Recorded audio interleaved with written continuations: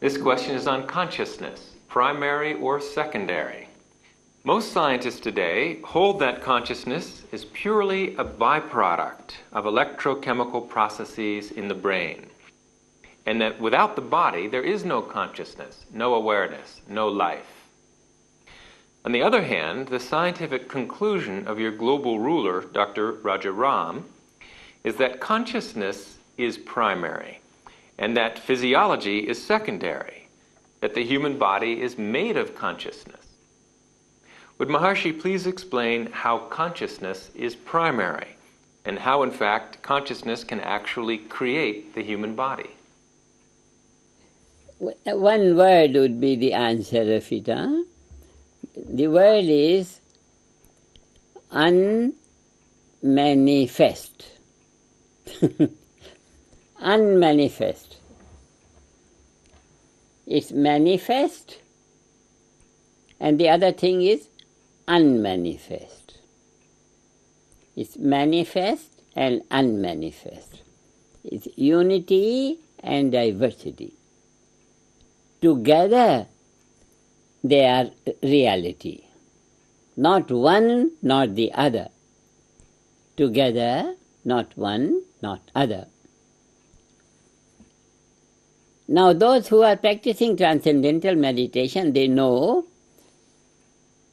that there are moments in their awareness where consciousness is the only thing that there is. So they say Transcendental Consciousness. There is no body, nothing, nothing, nothing. So one is the other, matter of where one's awareness is. This is very beautifully explained in the Vedic literature. They say there is a section of Nyaya, it is called justice. What is the Nyaya? Lamp at the door. You have a lamp at the door. What it does? It lightens inside, it lightens outside. So outside light, inside light. There is a line of balance where outside and inside both meet together. And that is the reality. So your argument is brilliant when you say one needs the other. Absolutely, one needs the other. One is the other. And that is, that gets settled in one word, unmanifest. Unmanifest. Now this unmanifest is that level where silence and dynamism both are in harmony. Both are in harmony. Silence and dynamism, silence and dynamism. It's not only body, not only consciousness. Now, how to get to this level? When one is not meditating, then only body is primary. When only body is primary, then the other part, which is more quiet, more silent, more fluid, more basic, we say, because consciousness is a field. This is very intelligent, huh? Listen to it properly. This consciousness is boundaryless. No space-time boundaries. Body has boundaries. Body has boundaries. Body has boundaries. Consciousness, unbounded. So when the boundaries are there, you can come from boundary to boundary to boundary. You can come to a point value of the boundary. There you will have boundary also and unboundedness also. So in this case, that law of administration comes that one is the other. One is the other. When only one is important, either body is important or only consciousness is important, though you can't function.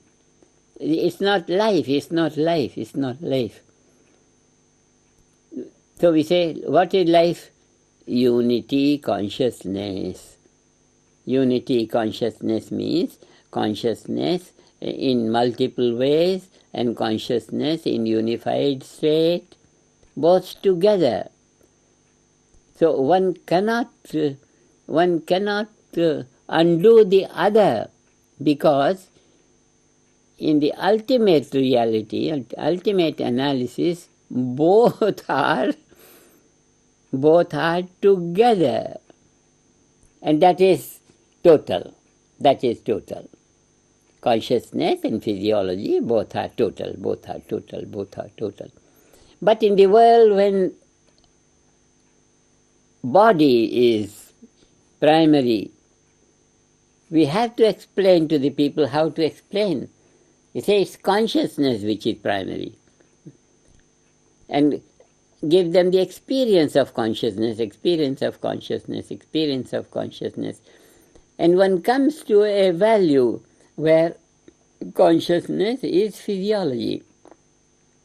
They are making very beautiful videotape these days where the Yoga Sutras or Darshan Sutras, this Vedanta Sutras, Sankhya Sutras, all these sutras are sitting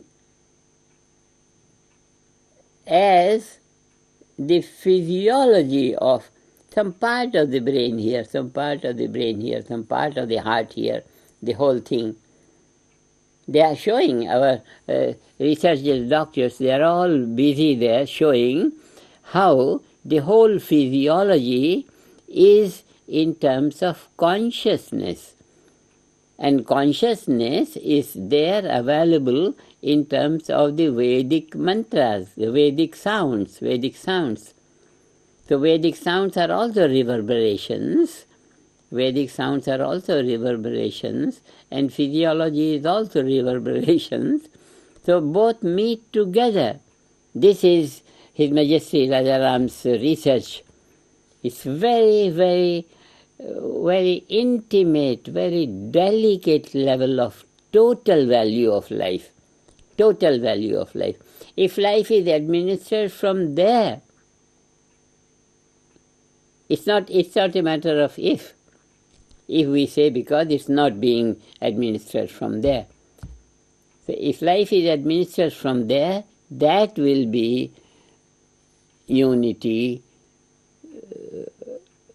administration, prevention-oriented administration. That will be government of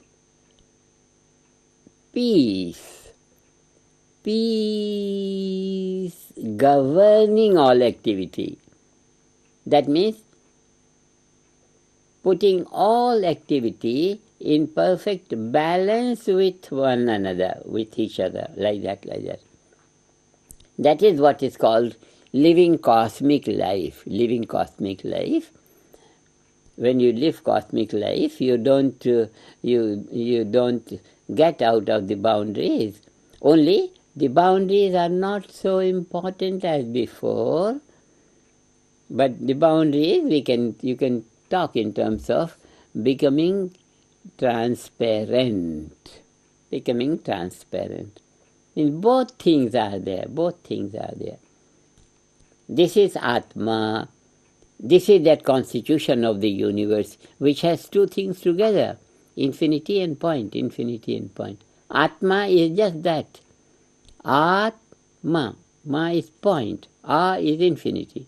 Infinity and point, infinity and point. It's a very delightful relationship. It was too costly for the education in the world to have lost this insight into the reality. But now in the scientific age, the total is going to come up.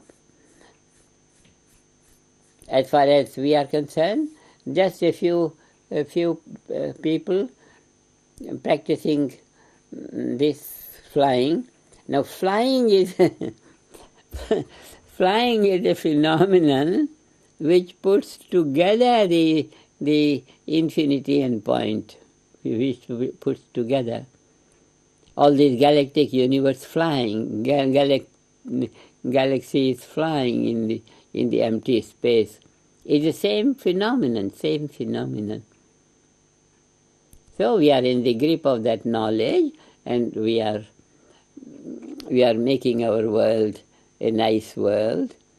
We don't mind all these mistakes and all that, because in the darkness so many wrong things must happen to everyone.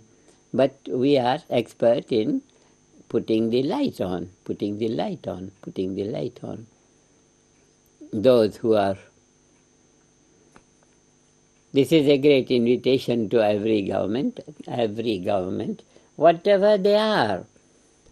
Every government already has those, what they call, the soldiers, military is there. Put those military people to fly together, and they will disallow the birth of an enemy in the world. It's a very concrete value of reciprocity. If you put the light is for you. If you don't put the light, darkness is for you. This reciprocity with enlightenment, that is what engages natural law to work for you.